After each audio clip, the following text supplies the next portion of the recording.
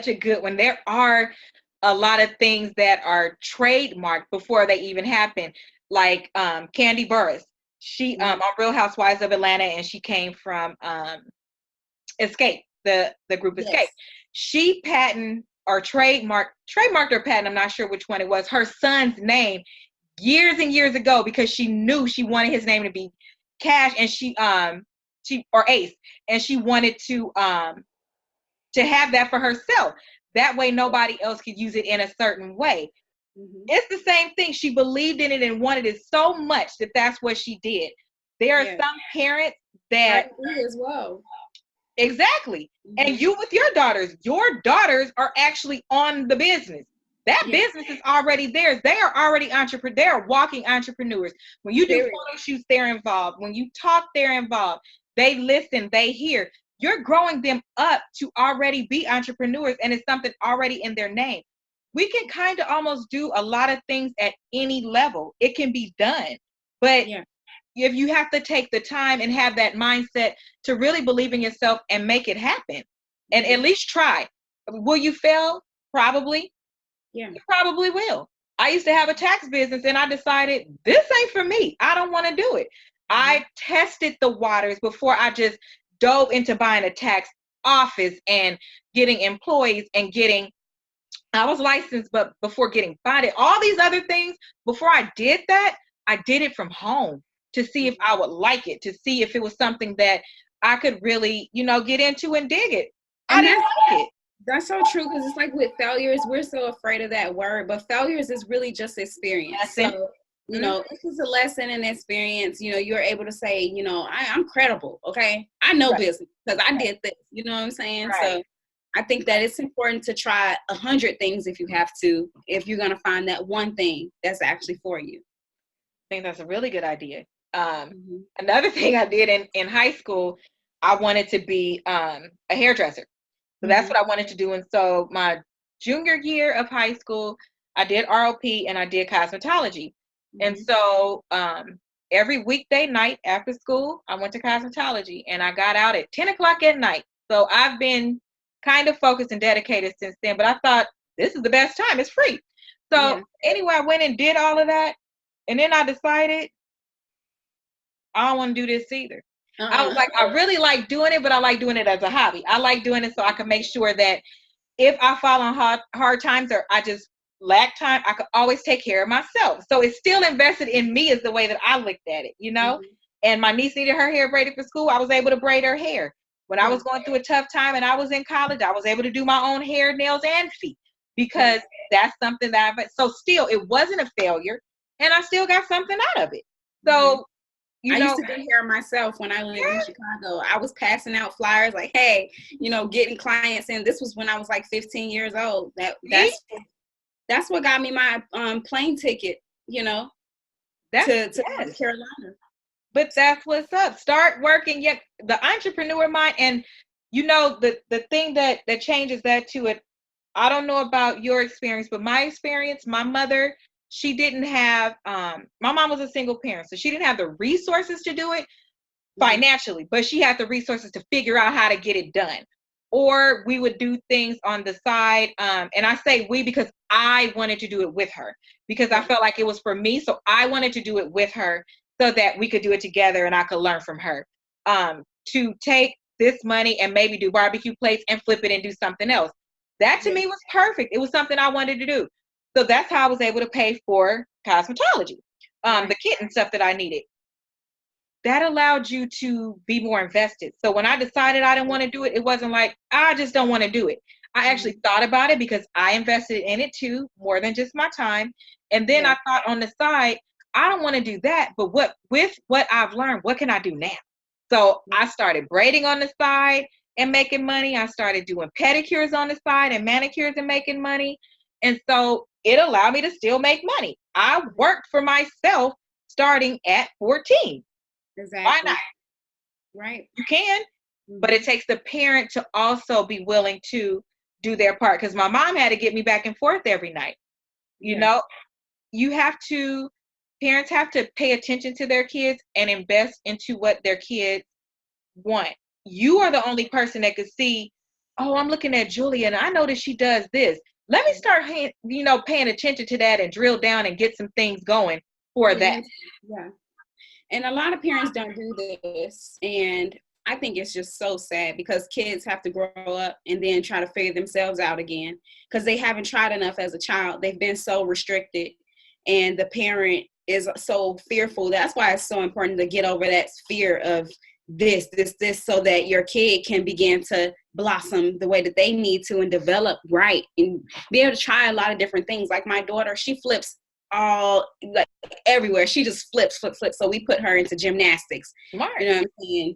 So basically we're just trying to pour into her what she already loves. And I think more parents should definitely do that for their kids. I think they should if they have, so there are some people that don't have, and they don't have the time. So it's things, and I don't mean don't have the time just playing games. I mean like their work schedule or something like that they can't do it, but really try to figure out what you can do. If it's a class that they take just the 1 day a week, I know that everybody can't afford like a gymnastics school, but what if you go to a college that's nearby and a kid wants to earn a little extra money and you get them for, 2 hours on the weekend, just Saturdays, and they come and they show your kid what they're learning in school. Like think the best way you can of how to make something happen and talk to other people, because it's a way, nobody's working 24 hours a day. And I do understand, especially with single parenting being as high as it is and everything costs, like schools don't even have teams anymore, like where you could cheerlead and play football and whatnot. I didn't know that junior highs don't have that kind of stuff no more. That's crazy. So it's hard, no more after school programs. But when you find out that there is a nonprofit in your area, such as mine, that is available to teach all of these things from budgeting to self-esteem to conflict management, resume, interviewing, communications, networking. I teach all of these things. Everything that was taught to me when I was going to school to become HR to train adults is everything that I am training kids with, because I feel like when they're an adult, it's too late. It takes a lot of time to back them out because they're so resilient. I know what I'm doing. I'm grown. I want to take it back to high school because I feel like at high school, if I could have my wish, I would get them right at the 9th grade. So I had them all 4 years. And that way they built and they learned and they had a budget. And my ultimate dream is to be able to give them internships. So they come in and work for me and I'm able to guide them, show them programs, show them everything that I know. So when they are at that starting line, when they get out of college, they will have done internships in college. So they're not starting at entry level. Because every one of those internships, they add up. So you put it on your resume and that's your experience. Something that simple that I wish somebody would have told me. You're not starting at the starting line. But parents have to do it. People have to share it. If this is not something that is for you, okay, that's fine. If it's something you believe in, share it. Share it so it can get to other people. It doesn't stop at you. There's a world outside of you. Utilize your platform for more than just fighting videos and funny memes. Use it to actually to nurture and put something out into the world, and that's the only way it's going to get better. I love that. I'll definitely be sharing. I love that you explain what your nonprofit is about because kids definitely need that. They're not getting that in high school, and a lot of times they're not learning what they need to when they get out of high school. Everything that they're learning there, well, a lot of the things they're just coming out like, okay, job, survival, get out of my parents' house. Right. And stop pushing your kids out at 18. That 18 is not grown. As long as they have a plan and you've invested in them so they have a plan and they know what they're doing, don't put them out of your house. They allow them to stay as long as possible. They should be able to stay as long as possible. In some cultures, the girl stays in the home until she gets married. Let them stay at home. Encourage them to stay at home. Kids, stop thinking that when I graduate, I'm going to be grown. I can do whatever I want to do. Do you know how many rules we have? I mean, rules for everything. Rules how to pay our bills, rules about going to the doctor, rules about driving, rules about how to spend our money. We can't even take a certain amount of money out of the bank without getting permission. Like, you can't even rent a car until you're 25. No. So, and taxes take $8 billion of your $1 check. You got all these rules. So learn to appreciate the little rules that you have now so that you can accept all the rules you'll have when you become an adult and you can lead a better life. Because I'm telling you, it don't stop there. You're going to have a boss if you own your own business. Who do you feel like is your boss since you own your business? Honestly, I feel like the customers are my bosses. So all of those different personalities, the whole world, they could have bought one head bow, and that's now your boss because you need them to keep coming back. So you're doing what you love, but you're doing it in a way that relates to them, and you're a chameleon. If this person really loves pink and you notice that it's trending pink, you're gonna get more pink in there, and that might be the color you hate, but you're gonna get it in there, right? The world becomes your boss. Yeah, people are asking you like shipping, and hey, when is this coming? And you have to be polite. You have to respect them. You know, you have to answer their questions. You answering to them, and 52,000 times. Yeah. So I have somebody that keeps reaching out to me, and so when you work for yourself and you have things on Facebook or Instagram, you are rated based on how quickly you respond to somebody and how they perceive you. And so there's this particular person that reached out a while ago and was like, oh, I want to come and do this particular thing at your charity event. And in turn, you'll get this and I'll get this. I'm not at that level where I want somebody or I want vendors at my event. I want it to be an event where they come in, we thank them for being there, they eat, we tell them, recap the year, and we get on the dance floor and for real have an adult prom. That's what I want. Not where people are selling things and all of that. That's not what this is for. So I politely said, no, thank you. But maybe later. Okay, fast forward. A couple months later, reaches out to me again. I have this wonderful opportunity. And I'm like, I know I responded. I'm like, did this question pop up again? So I answered again. Person responds to me a couple days ago and says, I've reached out and you said you were going to get back to me in 24 hours and you haven't responded. Who haven't responded? I went right up top and I took a screenshot with everything in there and sent it back to the person.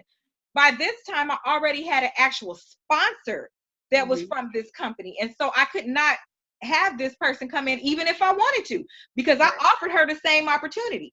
The person stays in this area. I'm like, no, but you can come and support by being at the event. Oh, you didn't even respond to that.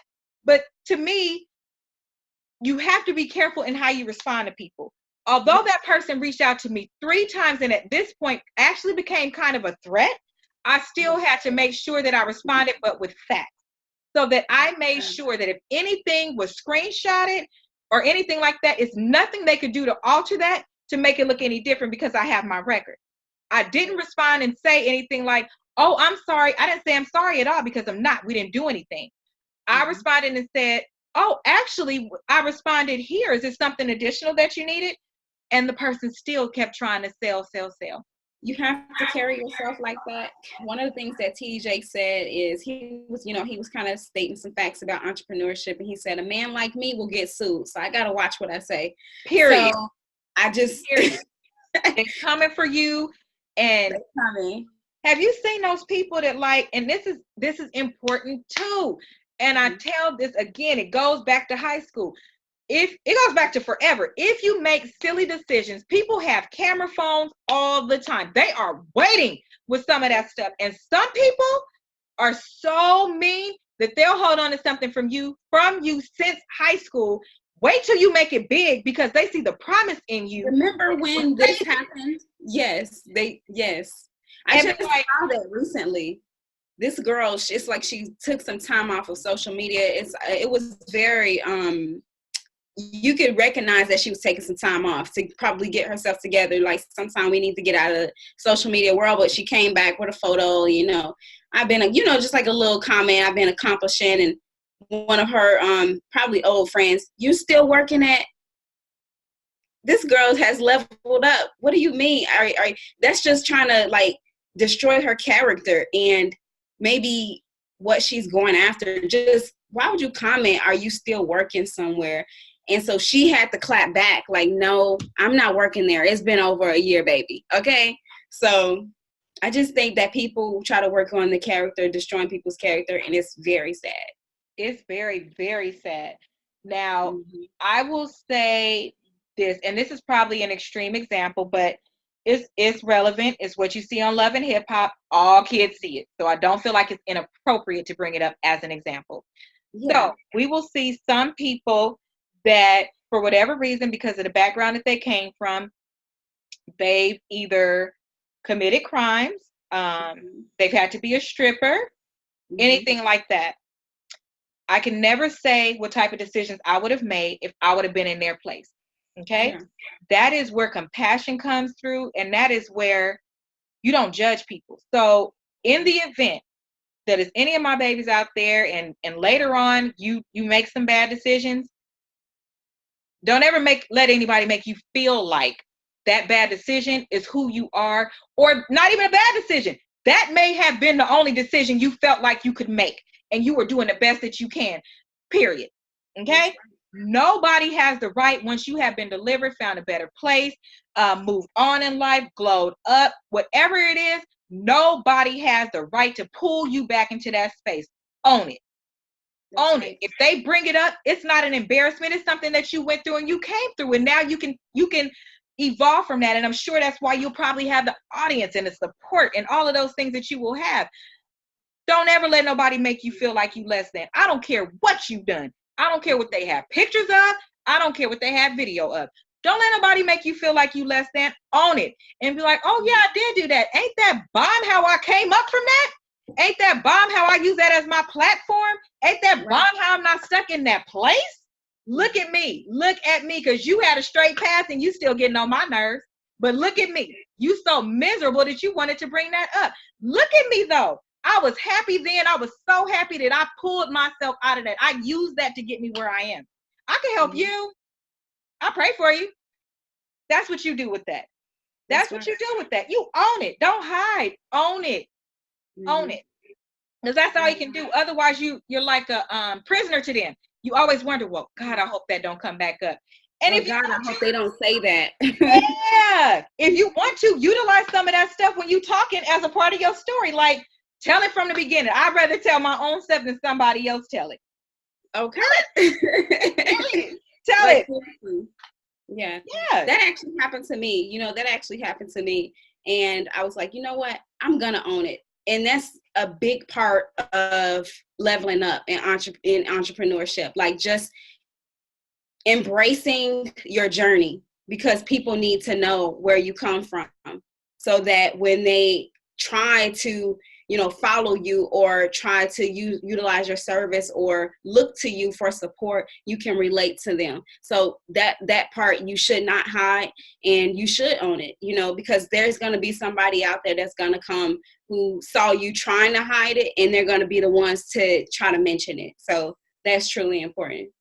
They will. And what I think that, what I think that I will start doing too. So I share a lot of things that I've been through, but my scary tale ain't been through a lot, because I would look at other people's mistakes, or, I had uncles, older people, I would be like, I'm good, but I've done some things that I wish that I wouldn't have.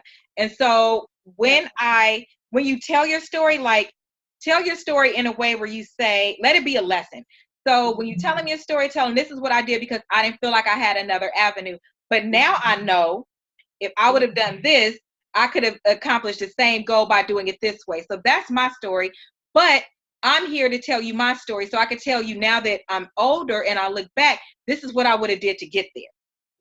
So that's really important, and a huge part of my nonprofit. I want to give them what Asia knows today. I want to give them now, so that they could be light years ahead of me, and so that they don't have to back into their promise, because they'll already have it. They'll already be comfortable. They already know.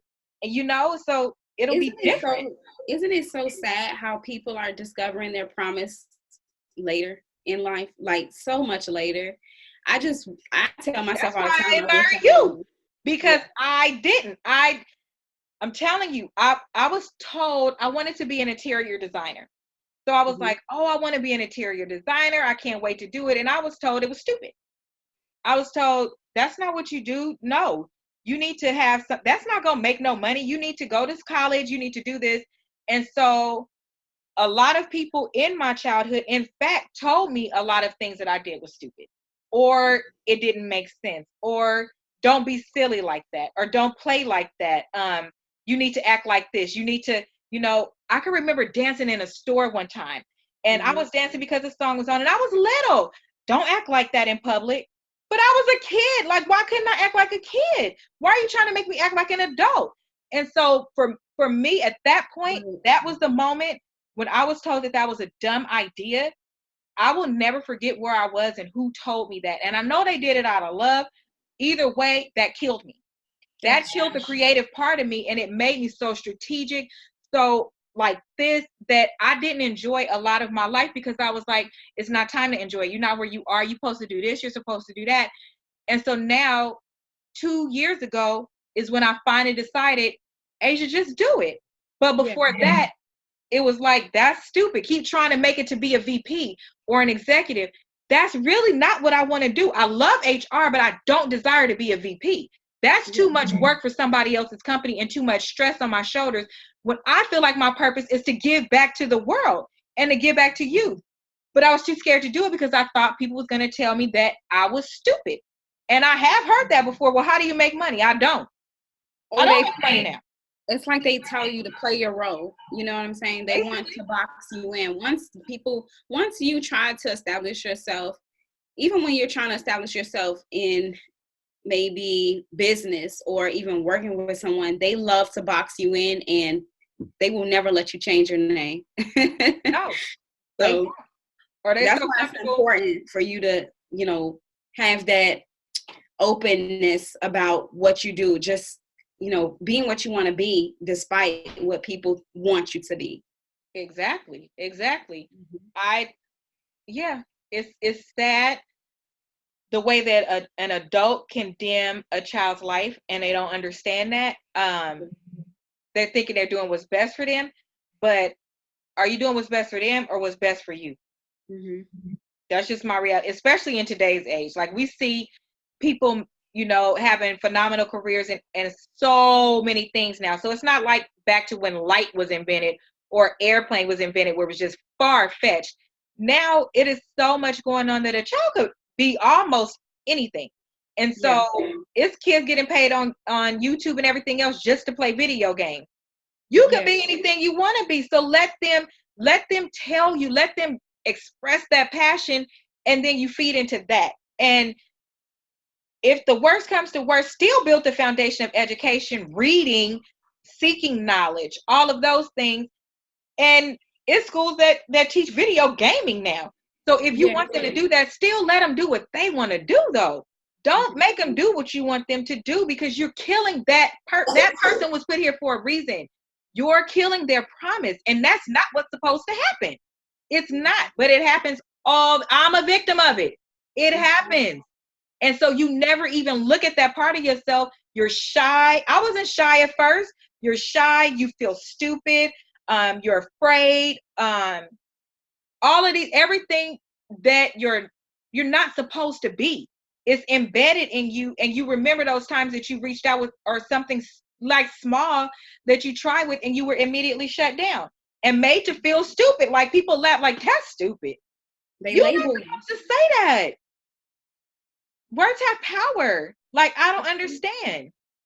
Even if you tell somebody, okay, you want to be an you want to be interior designer. Oh, that's a good idea. Go to school and get your business degree and minor in that, so that you'll always have that to fall back on, and you'll know the business part of your creativity. Why couldn't I just be told that? Hey, they label you, people label you, and, because it's like when you're a parent and you didn't accomplish certain things, sometimes you put it off on your kids to be the ones to go after what you thought you should have went after. But my mom didn't even do it. It was other people. It's crazy, I don't know. That's how adults are. they try to kill the wildest parts of us, you know. I don't know. Yeah. It's just a natural thing that people do. I don't get it, but you know, that's what they do. We gotta stop that. We gotta stop that. So if it's one thing that you could tell, let's close with, if it's one thing that you could tell your high school self that you know today that you wish you knew then, what would it be? Hmm. I would say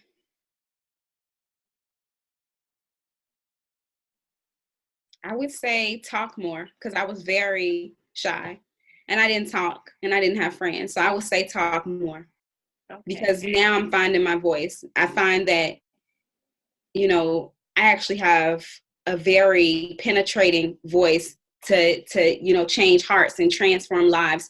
People have actually told me that. So I would have said, don't hold in, you know, what you had to say. Just say it, because I could have did great things back then instead of now, you know. So I would have said that. But you're not that old anyway. Do you want to tell people how old you are? I'm 23 years old. Exactly. You're still so I think it's like when you work to your eyes, it's just like literally bubbling out, and you work long hours, and you know, just really diligent in trying to accomplish something. It can feel like you're just so old, you know what I'm saying? No, and it does. Feel like you're running out of time. It does. It does. It does. And it's because of that those labels, that the things that you went through. So that's why you feel that way. So I could get it. My turning point was 25. My turning point was 25. So I know I that's when depression and a bunch of other things set in for me, was 25. So that was my aha moment. So what I'm saying is, I'm the age I am, but you're much younger than me, and you did it before I did. So what I'm saying is that, not that what you went through wasn't it. What I'm saying is that is why I admire you. That is why so many people that are older than you are actually telling you that they admire you. They're telling you that you have a wonderful message. And it's because we're looking like, I just got that yesterday. Like, how did she already get it?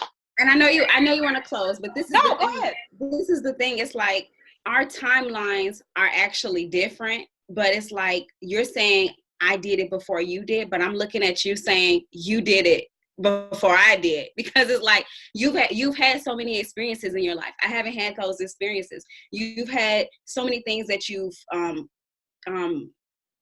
journeyed and basically, you know, been able to go through basically the beauty in life. You've experienced a lot of beauty in life, and I look and I'm like, man, I wish I just can't wait to get to this point where I'm just like traveling through, just, you know, making my way. But it's like I'm so grounded right now because I'm just like work. And I stay up very long nights just building and brainstorming and creating strategies and different things like that. And I just feel like people, we sometimes look like, oh, she did this, but we could say the same thing about each other, because our experiences is what really shape and develop us and what makes us. So you want to know when I started doing those things? You want to know what age I was when I took my first vacation? When? 30. Wow. Cool. I worked my tail to death, and that's not good. That's why I'm so proud of you. I don't want to talk about me. I want to talk about you. This is about you. I'm trying to tell you, there's a reason why I had to talk to you. There's a reason why I needed the world to know who you are. There's a reason why. You are 23. You are married. You have a healthy marriage. You have healthy kids. You can't fake your kids looking that happy. You cannot fake that. It's not pictures, it's video. You feel me? It's real. When you called and talked to me, you birthed something in me. And so that's amazing. I need you to birth something in me too, though. That's why it's like it's a collective thing. Like we right. shoulders. Now that I can agree with. That I can agree with. Definitely. But you are definitely on an amazing path. You are definitely going to go places. And I could foresee your traveling being free. I could foresee people paying, like, oh, you and your family need to come? Okay, I need you to come out here because I need you to talk. Oh, I need you to come out here because we having an assembly and I need you here for 1 hour. But, oh, pay for a week? Sure we will, because we need you to come out here. We need them to feel your presence. So I see all of those things happening for you. And you started at a phenomenal age. You have so much ahead of you. And you had your kids young. So you and your husband going to be living your best life. While I'm talking about, can you babysit? So, you know, you do things in a way that the only way you know how. And then as you grow, and especially with social media, it could be a blessing or a curse. I choose to use it as a blessing. I've met some great people and learned how to tap into places of, you know, myself that I never thought I would have. I recently posted those people that I met at the Boss Conference. I would have never walked up to them before. And that story, I'm going to share it. Nobody's going to believe I did what I did to get in that space. That space wasn't an open space. It wasn't. You sound, I'm ready for this story. It wasn't an open space. It wasn't an open space. Everybody was over there doing something. I noticed something over here. I didn't want to be over here. I didn't want to be over here gossiping and talking. And not that they were. It's just an example. I wanted to be over here because I saw over here. But it's because I'm very observant. So when I saw something, I tiptoed away. I didn't say, hey, everybody, look. I was like, let me dip off real quick and go over there. So, you know. That's courageous. That's courageous. It takes that courage, though, because you believed that you belonged in that space. That's the thing. A lot of people don't believe they belong in the space of power and in a space of... It's intimidating. Yeah, it's really intimidating. But even the boss, the lady, what's her name? Courtney, even her, she was at zero before in her life. But she believed. And she tells everybody that. But you'd never look at her and just be like, this lady was at zero. You'd never think that. Like, boss, she radiates boss. Like, I can't even explain what it was like to walk in that room. She was the first one, and I was looking like, how am I going to get past her? And it was nothing like what I thought it was going to be, because, you know, some people present and then they do different things. And then really when it's nobody around, they're nothing like that. I got the complete opposite. So I can attest to, I even posted some footage that they didn't even know I had, because apparently when my camera takes pictures, it's recording a couple seconds before and a couple after. So I was able to catch some things that they did when they were over here, and I wasn't even over there. I was doing, so it had nothing to do with somebody being in a room. It wasn't a room full of people.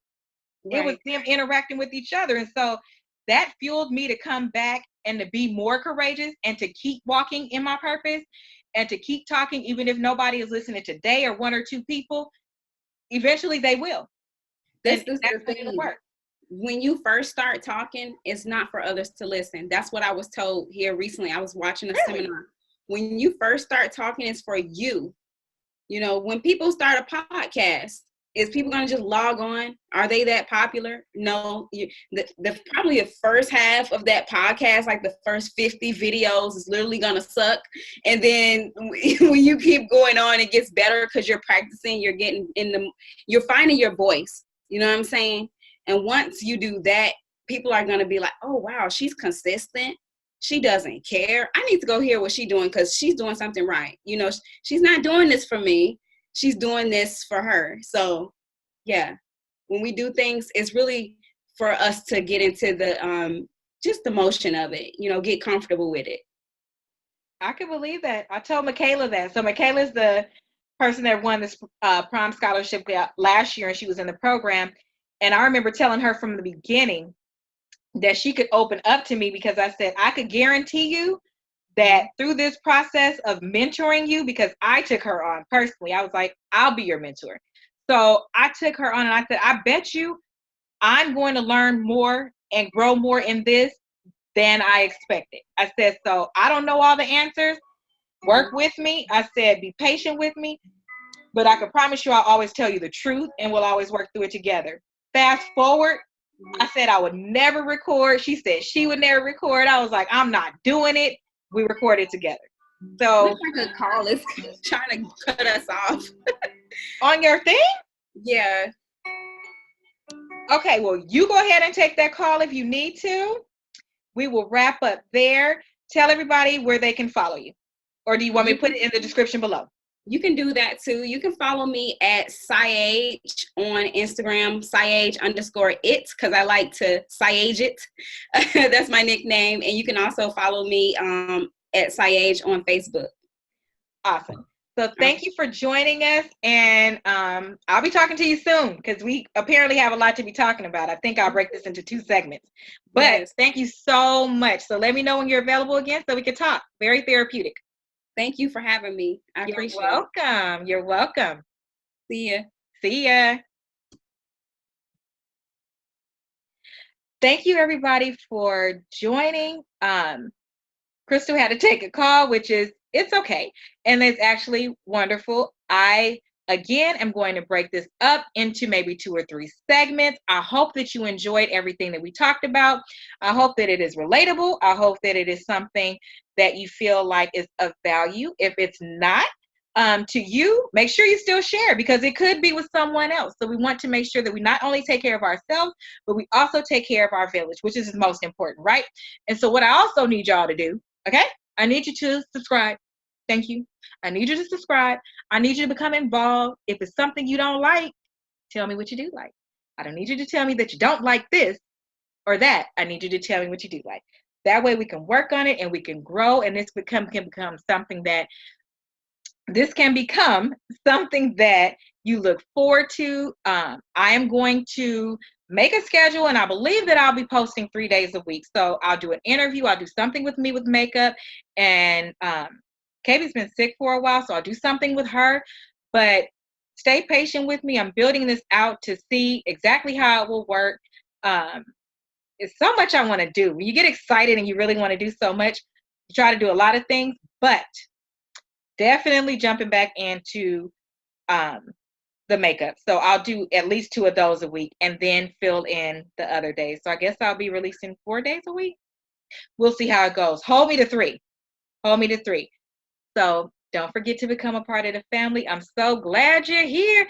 I wish I could play music because that would be amazing, but something about copywriting, ain't nobody got time for that. Ain't nobody got time for that. So see you again soon, and thank you so much for joining. I hope you enjoy, and if you don't, watch another video. See if you enjoy that one. Have a good night, or a good day, or a good morning. I don't know. Peace.